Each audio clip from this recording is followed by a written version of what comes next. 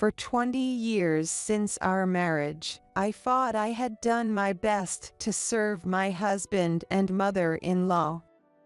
But then my husband bluntly told me, "Starting next month, I'm living with Mom and my sister."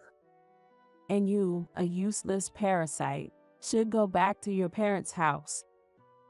That was the final straw. My mother-in-law's insults finally woke me up. Understood, I'll be leaving then. I left the house the next day after saying those words. However, when my husband and his family found out that I had taken all the furniture and appliances and had moved into a brand new condo worth $1 million, they were furious and came rushing over. My name is Grace Kelly, 48 years old. I work in the accounting department of an HVAC company. I live with my husband Lucas, who is 2 years younger than me, and his mother. We don't have any kids. The first time Lucas and I met was when he joined the large real estate development company where I was working. At first, I just thought of him as a typical modern guy, watching as he charmed both the female employees and the older male staff with his good looks. For some reason, though, Lucas said, "The other accounting folks are a bit hard to approach. But Grace, you're just as warm and friendly as your name suggests." From then on, he started handing almost all the documents he needed to submit to accounting directly to me. But whether it was because he was naturally careless or just easygoing, I wasn't sure, even when I pointed out mistakes or last-minute submissions. "Oh, I'm really sorry about that." He'd always apologize right away, but no matter how many times I reminded him, he didn't really change, and I often ended up staying late to fix things. He's either really good at this or just plain sly. I kept a smile on the outside, but inside, I couldn't help feeling a bit frustrated every time. However, when he noticed me struggling with the standard office supplies, he'd often drop by with some stationery he recommended. Seeing how thoughtful he was, I couldn't help but think that he wasn't just sucking up. In the end, I figured I was just as charmed by him as everyone else, and kept covering for him. Our relationship took a sudden turn when I fell ill on the train during my commute. I had been working late every day during a busy period, and I guess the rush hour crowd was too much for me. I got dizzy and couldn't stand it anymore. I barely made it to my stop, but once I sat down on a bench at the station, I couldn't move and had to fight off the nausea. Lucas noticed me, and, despite my protests that I didn't want to dirty his suit, he ignored me and, under the station staff's guidance, carried me to the station's medical room. After that, I took some medicine I had on me and lay down for a while. Eventually, the dizziness subsided, and when I called the office to let them know, my boss told me to go home and rest. To top it off, they ordered Lucas, who had stayed with me, to make sure I got home safely. So despite my reluctance, he ended up escorting me home. The next day, I returned to work as usual, apologized to my boss and colleagues, and then visited Lucas in the sales department to apologize to him and his boss. I feel like I caused you a lot of trouble, and I'd like to do something to thank you. "Well, in that case, how about you treat me to dinner this Friday? I'm a bit short on cash right before payday." I couldn't help but laugh at his straightforward request and agreed. Of course, I only intended it to be a one-time meal, but Now that I've been paid, let me return the favor and treat you this time. before I knew it, we kept taking turns treating each other to meals, and eventually, people around us started assuming we were dating. But I was the only one who rushed to deny it. Lucas, on the other hand, was as laid back as ever.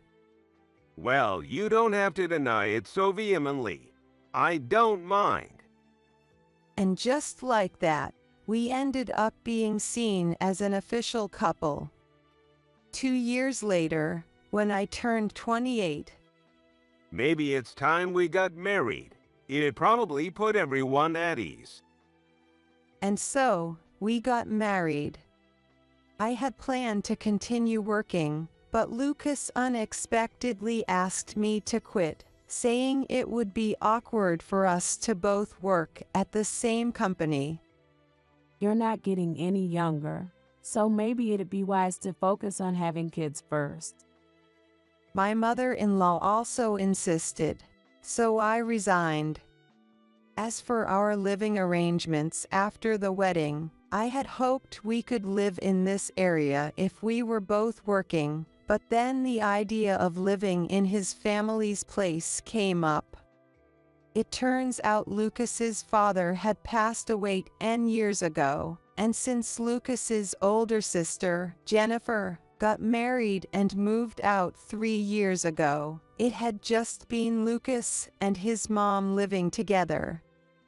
As the eldest son, I figured we'd live with his mother eventually, but I didn't expect it to happen right from the start. However, since Lucas moving out would leave his mother alone, she strongly opposed living separately. I was persuaded that living with her would save us rent, so we began our married life under the same roof. At first, everything was peaceful and uneventful. Lucas's mom, who graduated from a top university, landed a job at a major trading company, and naturally, her husband was an elite too, often boasted about Jennifer, who followed in her footsteps. Although Lucas was the eldest son, his mother didn't seem very interested in him. Jennifer, who had moved into a new condo about 30 minutes away by train, often begged her mother to help with the housework. Mom, please. I'm so busy every day. I can't keep up with the chores. Her mother, delighted to be needed by her beloved daughter, wasn't reluctant at all. That girl is completely helpless without me. She would regularly visit Jennifer's condo and take care of all the cooking, cleaning, and laundry like a housekeeper. But when she needed extra help, or when Jennifer took a day off to enjoy afternoon tea at their favorite hotel with her mother, I would sometimes get roped into helping as well. Still, since Lucas's mom rarely interfered with our lives, living together was much easier than I had expected. With that in mind, I didn't think it was a big deal to occasionally help out at Jennifer's place. However, one day, Jennifer and her mom decided to take a one-night trip to a nearby spa for some rest. During that time, they asked me to take care of Jennifer's place by myself. Jennifer said she doesn't want her husband to be inconvenienced while we're gone, so as soon as we leave, please take care of the cleaning, laundry, and prepare some meals for him to have while we're away. After seeing them off, I took the key they gave me and went to Jennifer's condo to start on the chores. I quickly tackled the cleaning, laundry, and ironing as usual. But when I was about to put away the dishes I had prepared at my place, I remembered something Jennifer had mentioned. Make sure to chill his favorite beer. He gets grumpy if it's not there. When I checked the fridge, there wasn't a single beer in sight. Only the mineral water and beauty drinks Jennifer drank every night. Ugh, I should have checked before going shopping. I muttered in frustration, but it was too late. I had no choice but to head to the nearest grocery store, but unfortunately, they didn't carry the brand of beer I was looking for. The beer Jennifer's husband liked was a Belgian import, so it wasn't as easy to find as domestic brands. Still, I thought, if this store doesn't have it, I'll just find it at another one. However, even after visiting a few other stores nearby, including a local store that sold groceries, I still couldn't find that specific brand. To make matters worse, this was before map apps were common, so I have no idea where the stores were in the unfamiliar neighborhood around Jennifer's condo. Panicking, I ran around but only wasted time without finding the beer. I ended up hailing a taxi and heading to the nearest department store, where I finally found the beer in the basement liquor section. By the time I got back to the condo, it was nearly 5 p.m. When I entered Jennifer's place, planning to put the beer in the fridge and head home, I saw her husband, Daniel, standing in the living room. Daniel, you're back early today," I stammered as I tried to clean up the apron and bag of food containers left on the sofa, but Daniel started questioning me. "What's going on here? My wife told me she hired someone to take care of the housework." According to Daniel, he had originally planned to bring his mother to live with them to help out since both he and Jennifer worked full-time. "Our situation is the same as Jennifer's. My dad passed away, and as an only child, my mom has no one else to rely on. So I asked if she could move in to help with the chores." If you do that, I'll want my mom to move in too. It's unfair and selfish to favor your mother over mine. Apparently, Jennifer insisted on it. After discussing it, they decided not to rely on either of their parents and instead hire someone to help with the housework, splitting the cost equally.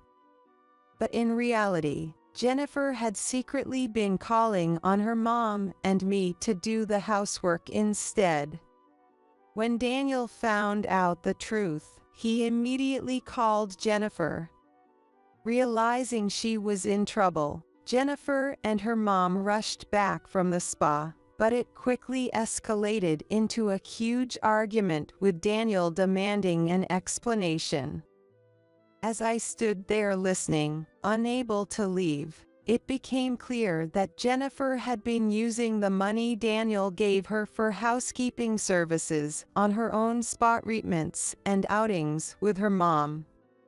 Jennifer's mom managed to smooth things over by apologizing and promising to be more careful in the future. However, not long after, it came to light that Jennifer had been giving expensive gifts to a handsome stylist at their regular hair salon and going out for drinks with him afterward. Given what had happened before, Daniel was furious. He refused to listen to his mother-in-law's attempts to mediate and ended up divorcing Jennifer. Since they had been married for just 5 years, rented their condo, and had no significant assets, the divorce was finalized quickly and without any alimony.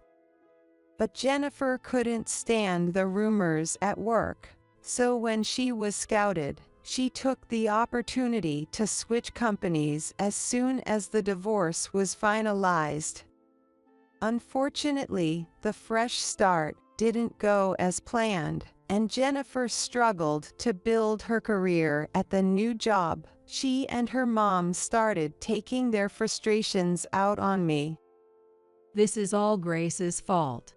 If she had handled things better, none of this would have happened. She's the one who tripped me up in life. They began unfairly blaming me for everything. To make matters worse, at a time when I was struggling to have a child, Lucas's mom cruelly said, I was looking forward to seeing my grandchild, but I guess it's for the best. I wouldn't have loved a grandchild from a woman like you anyway. The sheer unfairness of it all brought me to tears. If you're going to cry and regret your mistakes now, why couldn't you just handle things the way Jennifer and Mom wanted? We're the ones who should be crying because of your mistakes, Grace. But what hurt more than anything was Lucas's reaction. He looked at me in exasperation as I cried. Hearing that made me feel utterly crushed, like my world was spinning out of control. It showed me that even though he knew everything, Lucas still believed I was the one at fault. In other words, I realized that I had no one on my side in this house. With that realization, I began thinking about divorce, but as a housewife who had quit my job, I couldn't easily voice that option. I could return to my parents' house, but with my brother and his family living nearby, it would be awkward to suddenly show up unemployed. Plus, finding a new job in a rural area that would allow me to support myself seemed nearly impossible. So, I swallowed my pride and decided to focus on regaining financial independence first. Secretly, without letting Lucas's mom or Lucas know, I used my old connections to find a part-time accounting job. I pleaded with my mother-in-laws in a tearful and modest manner to get their permission, and I started working the following month. I feel guilty being a housewife when I haven't been able to have kids, so at least let me work part-time to contribute to the household. Of course, if I slacked on the housework, they would likely complain and tell me to quit. So I pushed myself even when I was tired or unwell. I didn't cut corners at work either, seizing every opportunity to improve and striving to advance. After 2 years of part-time work, I was promoted to a full-time position. 5 years later, I was invited by my boss to join him in a new venture, which led to my current job at an HVAC company, where I continued to work hard. But just recently, on the 20th anniversary of our marriage, Lucas approached me after dinner while I was washing the dishes in the kitchen and asked me to come to the living room because he wanted to talk. It was unusual for him to show interest in anything I did around the house, as he usually spent time only with his mom, so I found it odd. When I went to the living room, before I could even sit down, Lucas announced, This is already decided, but starting next month, I'm living with Mom and Jennifer. I was stunned, and before I could respond, Lucas's mom added, Jennifer's health has taken a turn because of the stress at her new job, so she's taking a break and recuperating at home. It'd be best for her to relax here, and since there's no need for a useless outsider to stay, you should just go back to your parents' house. She came right up to me and said, Get lost, you freeloading parasite. as if to mock me, waved her hand dismissively. Lucas and his mom were smirking, watching my reaction, but inside, I was actually relieved, thinking, this makes things easier. I smiled slowly at the two of them and said, I understand, I'll be out by tomorrow afternoon. Seeing their stunned faces, I quietly returned to my room. The next morning, after seeing Lucas off to work, I waited for the second-hand goods buyers I had contacted the night before to arrive. Lucas's mom looked shocked to see strange men at the house, but we got straight to work without any concern for her reaction. We started with the kitchen, removing the refrigerator, the microwave, the stand mixer, the instant pot, her favorite soda maker, and the dining set. Of course, I didn't forget the countertop accessories either. Next, in the living room, I took the TV, the AC, the hard-working robot vacuum, the AI speaker, the off-season heated carpet, and the sofa set. Then, it was on to the washer and dryer, Lucas's PC desk, and bookshelf, and I even added the AC, beds, and dressers from Lucas's and his mom's rooms. The estimate was finished in no time. When the movers started making a call, my mother-in-law finally snapped out of it and rushed over in a panic.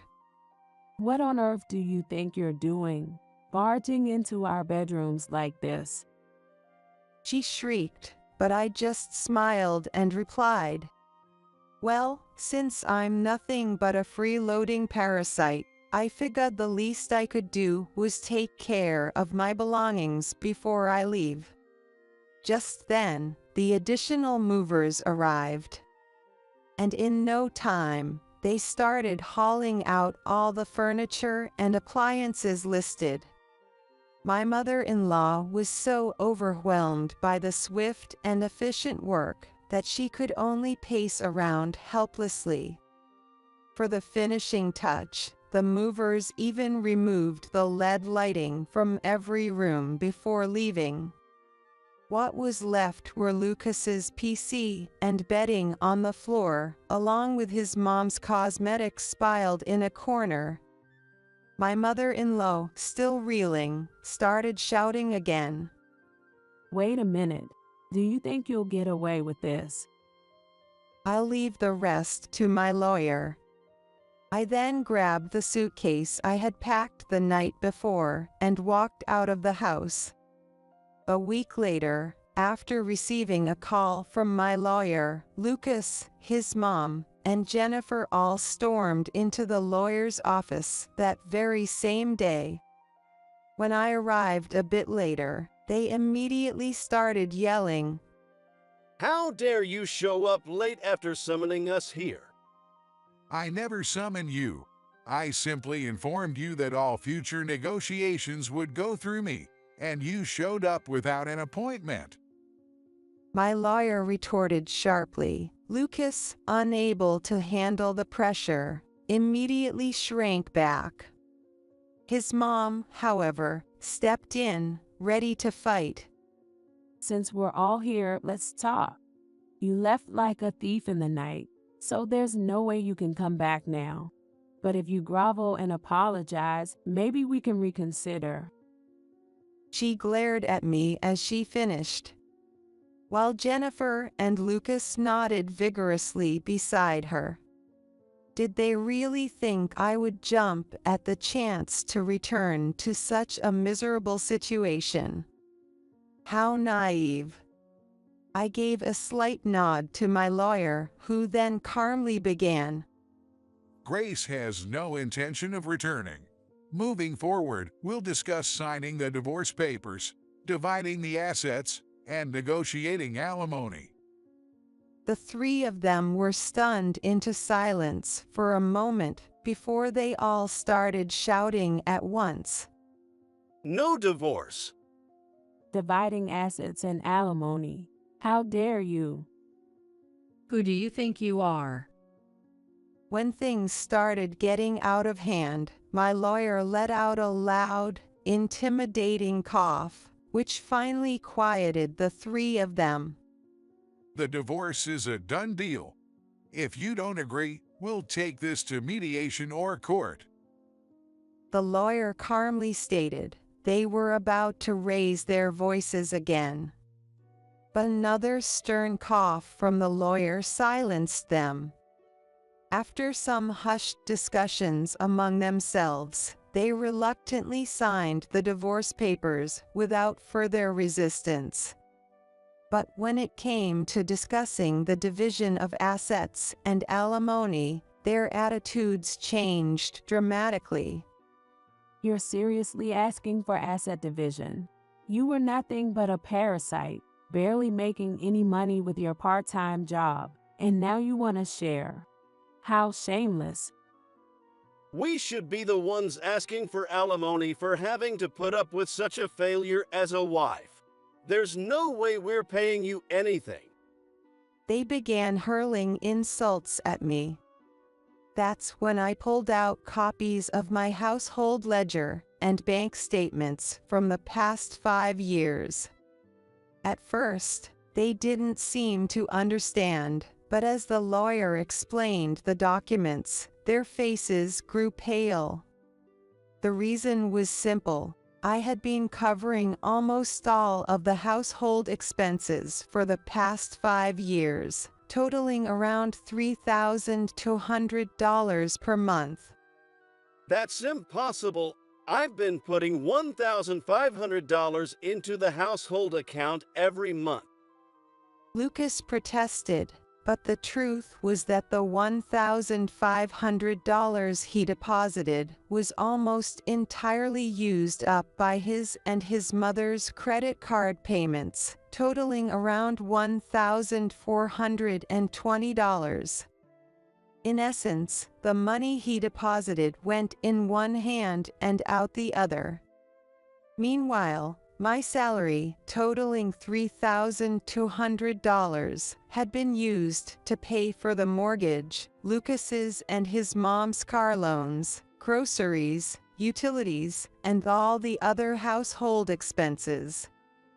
In the 5 years since Grace became the head of accounting at her current company, she has contributed nearly $190,000 to the household. Despite this significant contribution, you've labeled her a parasite. Quite the treatment, don't you think? The three of them frantically flipped through the copies, but the lawyer's words were irrefutable. Realizing they were at a disadvantage, my mother-in-law suddenly softened her tone. Well, see, Grace, we were once husband and wife, mother and daughter-in-law, and sister-in-law. Let's not fight and just part ways peacefully. Yes, that's right. Besides, I may have lost my temper and sold all the furniture and appliances last time. Maybe we should both act like adults and end things amicably.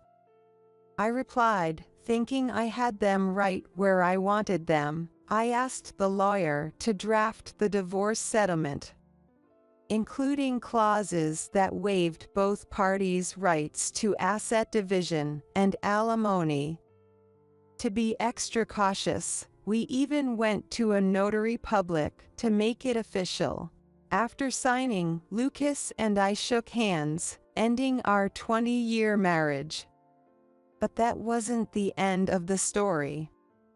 2 months later, after we parted ways outside the notary's office, I started receiving a flood of messages from Lucas and his mom on the one social media account I hadn't blocked. At first, I ignored them, but the messages kept coming, day and night, becoming increasingly annoying. When I heard they had even shown up at the lawyer's office demanding to see me, I decided to meet them one last time to settle things. This time, I arrived a bit early, but they had apparently gotten there even earlier. Their intimidating demeanor was the same as before, but their appearance seemed a bit more shabby. As soon as they saw me, Lucas was the first to shout. Did you really buy that new condo near the station with a price tag over $1 million? I had deliberately chosen a property not affiliated with Lucas's company. But it seems word got out anyway. Lucas's mom quickly joined in, yelling, Where did you hide that kind of money? If it's marital property, it belongs to both of us, you cheat. Good grief, what a racket. I reminded them about the notarized agreement we had signed, which clearly stated that both parties had waived their rights to asset division. Lucas and his mom turned pale again, clearly having forgotten about it, but quickly recovered and started shouting again. That was a trick. You must have hidden the money. It's your fault. The funds used to purchase Grace's condo came from the profits she made by exercising stock options she received when she joined her current company. These were non-transferable stock options, so they are not subject to asset division. If you still want to contest this, we can settle it in court. My lawyer stated calmly on my behalf. Lucas fell silent. But his mother, still fuming, shot back. Oh, so that's your attitude? Fine, we'll take this to court if we have to. In that case, I'll be filing for alimony as well. It wasn't exactly easy dealing with the emotional damage of you openly searching for a new partner before the divorce was even finalized. I said with a sweet smile, and my mother-in-law's face finally paled. I then turned to Jennifer, who had been sitting in stunned silence. And of course, I'll be seeking damages from you as well, Jennifer. I've kept all the evidence of the insults and harassment you've directed at me ever since your divorce. I stacked the voice recorders, USB drives, and printed screenshots of messages I had brought with me on the table, and Jennifer's face turned even paler. For the final blow, I added, "By the way, Jennifer, do you know a woman named Miranda Lambert? She happens to be the daughter of my direct supervisor." I looked Jennifer straight in the eye with a smile, and her face turned as white as a sheet. The truth was, I had informed my current boss about some of the issues related to this situation, as I didn't want the drama to interfere with my work. It turns out my boss, the executive director Adam Lambert, has a daughter named Miranda. I had met her a few times at company barbecues, a lovely, cheerful woman. Unfortunately, Miranda had been subjected to severe harassment by her superior at her previous job, and she was now on medical leave due to mental health issues. And who was the one responsible for that harassment? None other than Jennifer. The fact is, Adam divorced Miranda's mother when Miranda was in elementary school, and since then, both he and Miranda have been distant from her mother.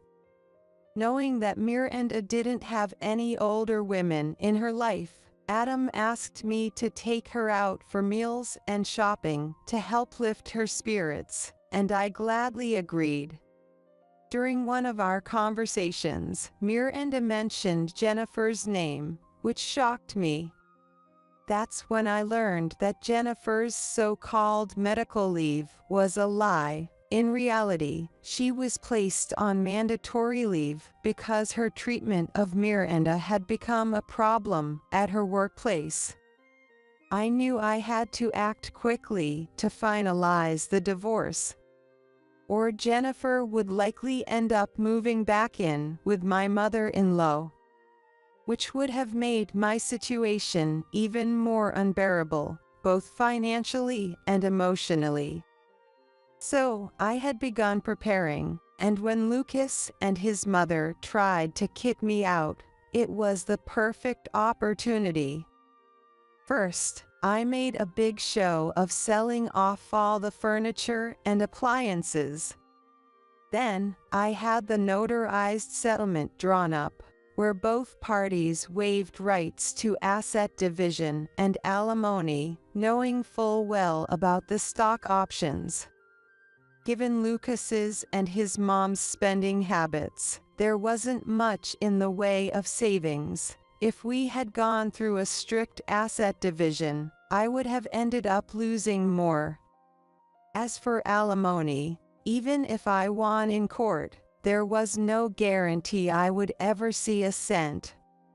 So I used the household expenses as leverage to make them waive their claims. It was only now that Lucas, his mom, and Jennifer finally realized the full extent of their foolishness. They had thought that by getting rid of me, the parasite, they could go back to living as a happy family, but now they trudged away, shoulders slumped in defeat. Their downfall was swift and brutal. Lucas's mom, as I had pointed out, wasted no time bragging to friends, relatives, and even mere acquaintances that she had successfully gotten rid of me. She even started arranging matchmaking meetings for Lucas. I'm going to make sure my son finds a nice girl, unlike that useless wife who couldn't even give me grandchildren. If you know of any good women, please help set them up with my son. However, the people she approached with these ridiculous requests only laughed at her behind her back. Looking for a new partner before the divorce is even finalized. That's just not right. She's delusional if she thinks her son is some sort of catch with those kinds of conditions. The criteria his mom set for a suitable wife were utterly ridiculous. First, she should be in her early 20s. If she's any older, she'll start spouting nonsense about equality in marriage and other annoying things. As if that wasn't enough, she went on with her outrageous demands. Of course, she'll have to cut ties with her family, but not before handing over her inheritance. So, some wealth and financial stability are necessary too. And wouldn't it be great if she could see a doctor to confirm her ability to have children? Her words left everyone around her in shock. Oh, and of course, she has to be tall, stylish, and beautiful. That goes without saying, so make sure of that. She wrapped up her list, completely oblivious to the cold stares she was receiving.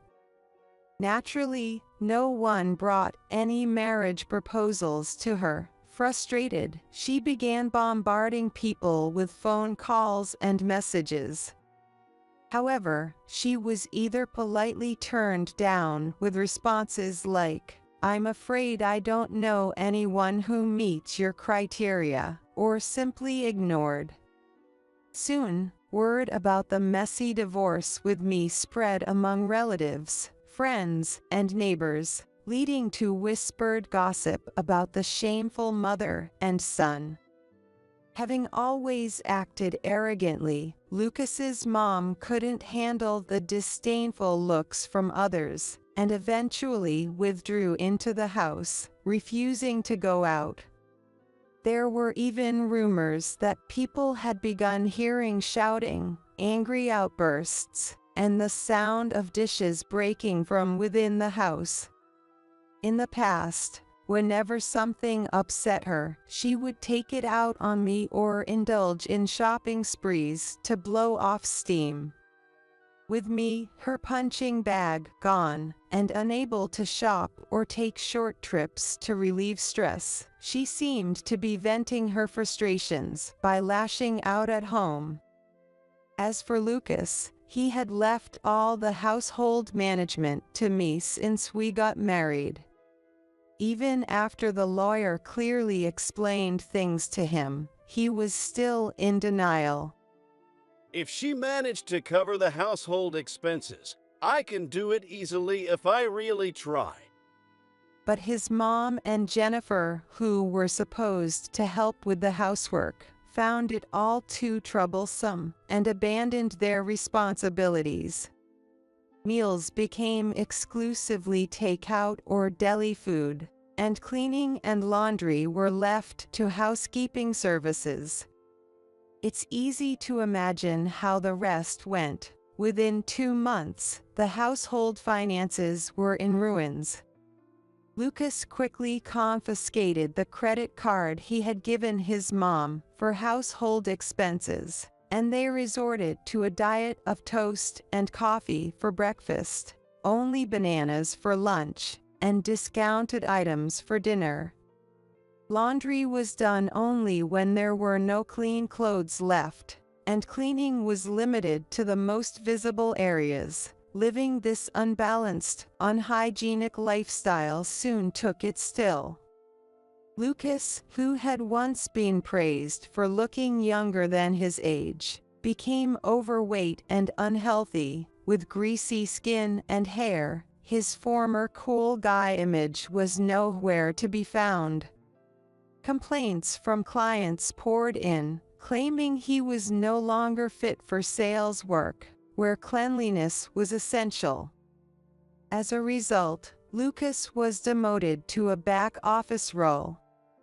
I've come to my senses. I was deceived by my mother and sister. I want to cut ties with those toxic women and start over with Grace.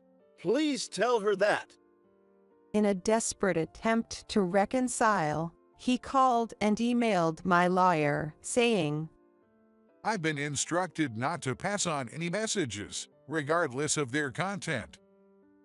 As we had discussed beforehand, the lawyer firmly refused and reminded him that any further attempts to contact me would result in a police report if he showed up at my workplace or new home. That put an end to any further contact. As for Jennifer, who played a major role in this saga, Miranda was furious when I told her everything that had happened. What is wrong with that woman? I thought she might have learned something after what happened with me. But to blame her own divorce on you and keep harassing you. She's just a terrible person through and through. Miranda contacted her company, where she had been on leave, and informed them of her intention to resign. She was called in and asked for the reason. Miranda explained that, while the matter was personal and not directly related to her work, she felt the need to share everything with HR and management.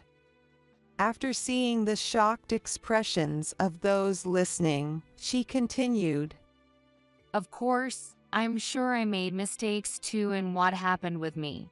I thought that if she had genuinely reflected on it, we could both work together for the company's benefit. But now, I see that's impossible. Working under her again would be a mental health disaster for me. She handed in her resignation and left the company smoothly. Miranda then transitioned to a remote role at a competitor in the same industry, allowing her to work while she continued to recover. Meanwhile, the sudden resignation of Miranda, who was supposed to be on leave, caused quite a stir within her former company. Rumors began to spread that Miranda had resigned because the harassment from Jennifer continued even outside of work, and things quickly spiraled out of control. Many of Miranda's colleagues and younger staff, who admired her and considered her a leader, started leaving the company, fearing for their own futures. The company's upper management, alarmed by the loss of promising young talent, held emergency meetings, and issued an ultimatum to Jennifer. After your suspension, you'll be transferred to a subsidiary in another state. The only acceptable response is yes. Jennifer resisted, claiming the decision was unfair, but when they hinted at termination, she had no choice but to reluctantly accept the transfer. However, by the time she arrived at the new location, word had already spread. No one was willing to befriend her, and she was left isolated, with only the bare minimum of work-related interactions. Desperate to quit and return home, she pleaded with Lucas and his mom, but they harshly rejected her. We can't have you coming back unemployed. Do you even realize who's responsible for this mess? That's right. You're the real parasite and bad luck charm. Now, she's just a shadow of her former self, working quietly in a corner of the office, completely cut off from everyone. As for me, after finalizing my divorce from Lucas and resolving the entire ordeal, I took Miranda's advice and remarried after living with Adam for about 6 months. Honestly, after 20 years of marriage to Lucas, I had no intention of remarrying. My dad may be older, but I think he's a real catch if I do say so myself. Miranda said, gently encouraging me to take the step. Looking back, I realize that in the short time I've spent with Adam and Miranda, I've laughed more than I did in my entire 20 years with Lucas. It's a true blessing to live freely, as myself, and to have a partner to share that with. Sometimes, I regret not making this decision sooner, but dwelling on the past and wasting the time I have left would be the real tragedy.